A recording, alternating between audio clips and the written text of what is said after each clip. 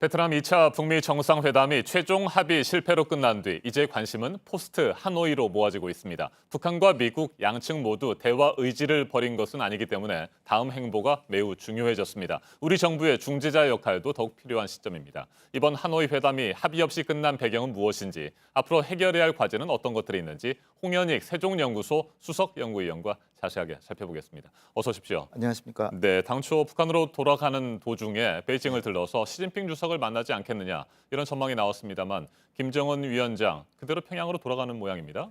2시간 뒤면 확실히 할 수 있다라고 합니다. 아, 그렇습니까? 2시간 뒤면은 텐진 쪽으로 네. 기차가 가면 평양으로 바로 가는 아하. 거고 2시간 뒤에 베이징 쪽으로 꺾으면 네. 시 주석을 만나러 간다 이렇게 볼 수 있는데 거의 지금 2시간이면 알 수 있을 것 같은데요. 지금 만나야 되는 이유는 회담도 지금 합의 없이 끝났지만 네. 이 뒤에 이제 사후 수습을 어떻게 해야 되냐. 그리고 이제 당장 김정은 위원장으로서 경제가 풀리질 않으니까 좀 도와주시오 손을 벌릴 수도 있고 또 이렇게 지금 그 춘절 휴가가 거의 막바지지만 아직 안 끝났는데 이제 거의 끝나가죠. 근데 고속철을 다 네. 중지시키고 갔기 때문에 신세를 졌기 때문에 인사차 갈 수도 있는데 근데 이제 가서는 가기를 좀 꺼려하는 이유는 지금 미중 간에 이제 무역 협상이 이게 겨울 막바지에 달하고 있어서 시 주석으로서는 지금 김정은 위원장이 안 오는 게 오히려 좀 도움이 된다라고 생각할 수가 있습니다.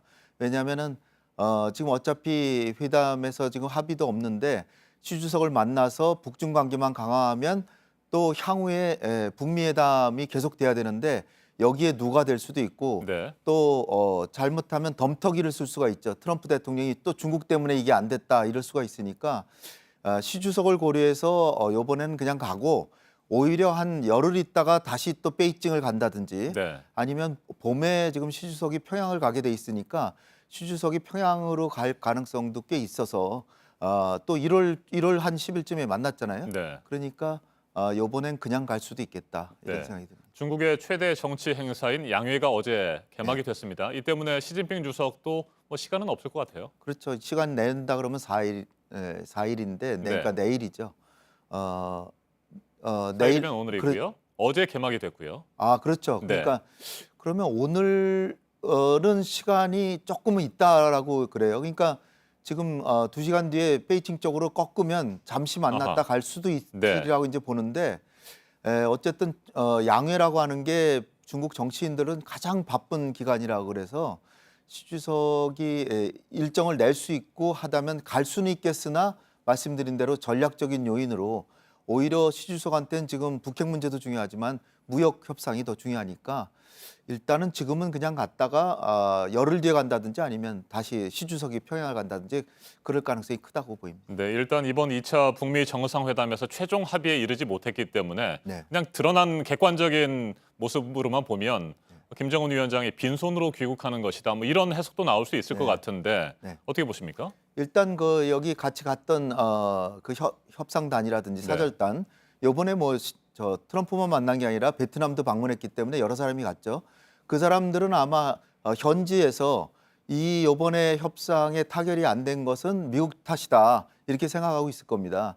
본래는 합의문까지 마련해 놨다가 마지막에 트럼프 대통령이 정치적인 부담을 느껴서 이게 스몰 딜만 했다가는 오히려 덤터기로 엄청나게 비난을 받을 것 같아서 미국 내에 지금 트럼프 대통령에서 가뜩이나 비난 공세가 큰데 차라리 요번에 결렬시키고 그리고 뭐 한 달 뒤나 2달 뒤에 다시 합의해서 그때 가서 성과를 누려도 된다. 네. 그리고 이 스몰 딜로 하면 성과 자체가 아니라 오히려 비난을 받을 수 있기 때문에 요번에 결렬로 마이클 그 코hen 청문회 이 건을 좀 그러니까 뭐 덮어버리고 네. 그리고 한두 달 뒤에 다시 합의를 봄으로써 오히려 또 합의가 또 개선될 수도 있으니까 자기가 지금 스몰 딜에서 미디엄 딜 내지는 빅 딜로 지금 격상시켜 놨기 때문에 만약에 김정은이 양보해서 타결이 되면 더 큰 성과를 얻을 수도 있다. 이런 상황에서 트럼프 대통령이 본래 마련된 합의안에 서명 안 해서 네. 타결이 안 됐겠으니까 지금 협상장에 갔던 북한의 그 참모들은 그렇게 그 김 위원장을 탓하지는 않을 거라고 이제 보고요. 그리고 북한 내부에는 이미 요번에 방문이 베트남 방문의 의미도 있고 트럼프 대통령 만나서 북미 관계에 중대한 진전을 이뤘다. 또 다시 만나기로 했다. 웃으면서 헤어졌다. 이런 거를 다 선전하고 있기 때문에 김정은 위원장은 그렇게 큰 피해를 보지는 않을 것이다. 물론 경제가 바로 네. 풀리질 않으니까 주민들이 좀 민생이 조금 더 오랜 기간 동안 어려워지겠지만 그렇다고 해서 김정은 위원장의 권력에 큰 누수 현상을 벌이지는 않을 것 같다. 이렇게 생각이 됩니다. 네. 이번 회담에서 최종 합의에 이르지 못한 책임을 놓고 네. 회담이 끝난 이후부터 계속해서 여러 가지 얘기들이 나오고 있습니다. 트럼프 대통령 기자회견에서 북한이 대북 제재 전면 해제를 요구했기 때문에 받아들일 수 없다는 입장을 밝혔고 네. 그날 밤 이용호 북한 외무상이 그건 아니다. 전면 해제를 요구한 게 네. 아니라 일부 해제만을 요구했다 이러면서 진실 공방 양상으로 흐르지 않았습니까? 네. 이 부분에 대해서 위원님께서는 어떻게 정리를 그 하실 수 발표하는 있겠습니까? 것만 들어보면 양측이 다 일리가 있는 것 같은데 네. AP통신 같은 경우에는 팩트 체크 소위 해보니까 북한 말이 더 사실에 가깝다. 그러나 이제 좀 더 내면을 들어봐 내용을 보면 북한이 요구한 제재 해제가 굉장히 수준이 높았다. 네. 5개 제재 마지막 5개 유엔 안보리 제재 결의안을 사실상 풀어달라는 건데 이게 제가 볼 땐 5개는 좀 무리라고 보고요. 한 2~3개였으면은 트럼프 대통령이 받을 수도 있었는데 5개를 하니까 트럼프 대통령이 취임하기도 전에 것까지 네. 풀어달라 그러니까 그런데 어쨌든 간에 합의문이 나와 있다는 걸로 봐서 서명하러 와서 서명장에 와서 또 다른 그 안을 다시 냈기 때문에 네. 이게 정상회담이 실무회담이 돼 버렸어요. 그래서 영변 이외의 거를 신고해라, 뭐 전면 동결해라, 또 뭐 볼튼을 내세워서 볼튼 보좌관이 지금 얘기하기로는 생화학 무기까지 포기하라 그랬대는데 그러면 이거는 어떻게 보면은 기존에 서명하기로 했던 걸 넘어서서 합의를 파기하기 위해서 트럼프 대통령이 볼튼 보좌관에게 발언권을 줬다. 저는 그렇게 봅니다. 네, 그러니까 북한이 해제를 요구한 5건에 대해서 미국은 사실상 그 5건이 전부 다 마찬가지다 이렇게 해석을 한 것으로 보이기도 하고요. 네. 또 영변 핵시설의 폐기에 대해서도 양측의 뭐 시각이 좀 달라진 것 같습니다. 네. 영변에 390개 네. 건물이 있는데 최선이나 그 리용호 외무상은 우리는 모든 걸 포기하려고 했다. 이렇게 얘기를 하지만 실질적으로 그거를 390개 건물 다 부셔버리겠다라든지 이렇게 구체화는 안 했다는 건데 그거는 미국 측 주장이 조금 먼저 어폐가 있는 게 그 중요한 거는 플루토늄 시설뿐 아니라 네. 원심 분리가 있는 우라늄 농축 시설도 포기하느냐 그것이 관건인데 그거 확실히 최선희 부상이 2개 다 포기하는 걸로 일찌감치 이렇게 얘기했다 뭐 이런 식으로 하기 때문에 영변 시설은 전폐하되 문제는 영변 외의 시설들 있잖아요. 네. 거기에도 우라늄 농축 시설이 있는데 그거는 왜 폐기 안 하냐고 이게 합의사항 외의 거를 트럼프 대통령이 내세워서 뭐 놀랬다고 하는 강선 지역의 우라늄 농축 시설이라든지 아니면 뭐 그 특수 그 원심 분리기를 만드는 시설 이런 거 다 포기해라. 미사일 시설도 포기해라. 이러니까 북한으로서는 갑자기 이런 얘기를 하니까 합의하기가 좀 어려웠죠. 그러니까 김정은 위원장한테 이 빅딜에 대한 그 합의 문안을 또 줬다 그래요. 그러니까 김정은 위원장이 평양에 돌아가면서 트럼프 대통령하고 웃으면서 헤어졌잖아요. 웃으면서 헤어지고 그래 한번 빅딜을 할 가능성은 다시 한번 두고두고 생각해 보겠다. 이러고 갔었기 때문에 제가 볼 때는 트럼프 대통령이나 폼페이오가 얘기하듯이 4주 내에 좋은 결과가 있을 수도 있다라고 하는 거거든요. 그러니까 오히려 우리가 생각하는 것보다 더 좋은 결과로 뭐 한 2달, 한 4주는 아니더라도 2달 네. 정도 뒤에 타결이 될 수도 있다. 저는 그런 희망을 갖고 있습니다. 네, 그렇게 긍정적인 전망을 하고 계시군요. 자, 앞에서도 언급을 하셨습니다만 오늘 아침에 가장 관심을 끄는 내용은 네. 존 볼턴 백악관 국가안보보좌관의 빅딜 문서입니다. 네. 비핵화 요구 사항을 담은 빅딜 문서를 북측에 건넸다. 이 안에 핵뿐만 아니라 생화학 무기 그리고 네. 대륙간 탄도미사일도 포함됐다. 이렇게 네. 설명을 했는데 사실상 영변 플러스 알파 할 때 이 알파 부분에 생화학 무기를 포함한 대량 네. 살상 무기 그리고 대륙간 탄도미사일도 그동안에 쭉 언급이 됐던 내용 아닙니까? 이 부분에 대해서 북한 측이 받아들일 수 없다라고 주장을 했다고 합니다.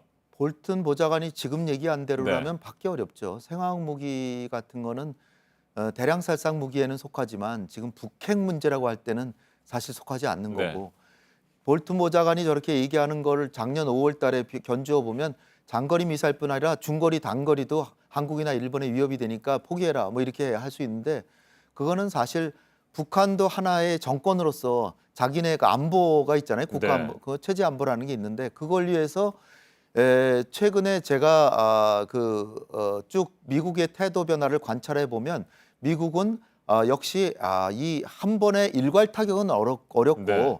단계적 동시 행동으로 가야 된다는 걸 거기 그런 태도 변화를 가져와서 지금 2차 정상회담이 있었거든요. 네네. 그러니까 요번에는 영변 지역만 하고 다른 지역에 대해서는 차기 정상회담 전에 신고 정도는 한다. 이 정도가 맥시멈 최대로 바랄 수 있는 네. 정도였는데 거기다가 뭐 화생방 무기까지 포기하라고 한다고 하면은 이거는 김정은 위원장으로서 도저히 받을 수 없는 거죠. 그리고 김정은 위원장으로서는 뭐 계산법 미국의 계산법 이해하지 못하는 느낌을 받았다라고 최선희 부상이 네. 얘기한 것처럼 트럼프 대통령의 계산이 본래는 옳은 방향으로 가다가 갑자기 방향을 틀어서 모든 걸 다 요구하는 일괄 타결로 단계적 해결에서 갑자기 일괄 타결로 가니까 좀 어지러운 그런 상황에서 가지만 트럼프 대통령은 제가 보기에는 아마도 단독 회담하고 그럴 네. 때는 내가 지금 정치적으로 굉장히 어려우니까 이번에 서명은 하지 않되 내 당신을 신뢰하고 하니까 협상 조금만 더 해서 좋은 시절에 다시 서명합시다. 이런 얘기를 했을 것 같아요. 그러니까 네.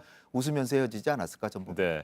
2차 북미 정상회담을 앞두고 뭐 한국뿐만 아니고 미국 내 뭐 전 세계적으로 그래도 이번 2차 회담이 잘 될 거다 이렇게 전망을 했던 이유는 네. 미국과 북한 모두 단계적, 동시적 추진 방안에 대해서 어느 정도 의견이 모아진 것으로 해석을 그렇죠. 했기 때문 아니겠습니까? 네. 그런데 미국이 북한이 생각했던 것보다 지나치게 포괄적인 비핵화, 빅딜을 요구했고 북한은 이를 받아들일 수 없었다. 뭐 이런 정도로 네. 일단 홍 의원님께서는 해석을 하시는 것으로 제가 정리를 할 수 있을 것 같습니다. 자, 끝으로 한 가지만 질문을 네. 드리겠습니다. 문재인 대통령 이번 회담에서 최종 합의에 이르지 못하면서 네. 일각에서는 당장 김정은 위원장을 판문점에서 만날 가능성도 있지 않겠느냐. 네. 그리고 트럼프 대통령도 미국으로 가서 만날 거다. 뭐 이런 얘기들이 또 전망들이 나왔습니다만 좀 시간을 두고 네. 일단 이번 회담의 평가 그리고 대응 방안을 모색하면서 나름 체계적인 준비를 하는 그런 모양새입니다. 이 부분에 대해서 어떻게 네, 생각하십니까? 그 현명한 방법이라고 네. 좀 보고요. 제가 가능성을 좀 보는 거는 트럼프 대통령한테 그 당일날 서명 안 하고 기자회견했을 때 그러면 추가 제재를 가할 것입니까? 물어봤더니 트럼프 대통령이 무슨 소리냐? 지금도 엄청난 제재를 가하고 있고 민생 문제를 고려해야 된다. 네. 이 민생이라는 것이 북한이 요구하는 거거든요. 그러니까 트럼프 대통령이 정확히 북한이 요구하는 걸 알았고 북한도 미국이 원하는 걸 정확히 알았고 더군다나 이제 문재인 대통령의 방식이 지금 정확히 어떤 부분에서 이게 문제가 생겼는지 네. 왜냐하면 지금 평가를 안 하고 있잖아요. 안 하는 이유는 정확한 팩트 체크가 안 됐는데 우리가 섣불리 어느 쪽 편을 든다든지 평가하는 거는 현명하지 않고 그래서 진상 파악을 위해서 오늘도 NSC 이제 확대 그 위원회 이제 연다고 하는데요. 그래서 뭐 명확하게 진상을 파악하고 실무회담까지 해서 무엇이 문제였는가를 안 다음에 북한에 특사 파견하고 네. 가능하다면 판문점에서 원포인트 정상회담 하고 그리고 한미 정상회담을 해서 김정은 위원장하고 트럼프 대통령의 이 해결책을 제시하면서 체면도 세워줘서 이렇게 문재인 대통령이 한반도 평화를 이렇게 염원하는데 우리도 그럼 한 번 더 노력하겠다라는 그런 명분을 줘가지고 타협으로 이끌어야 되지 않을까 생각합니다. 네, 문재인 대통령의 중재자, 촉진자로서의 역할은 더욱 중요해진 그런 시점인 것 같습니다. 홍현익 위원님, 네. 말씀 잘 들었습니다. 감사합니다.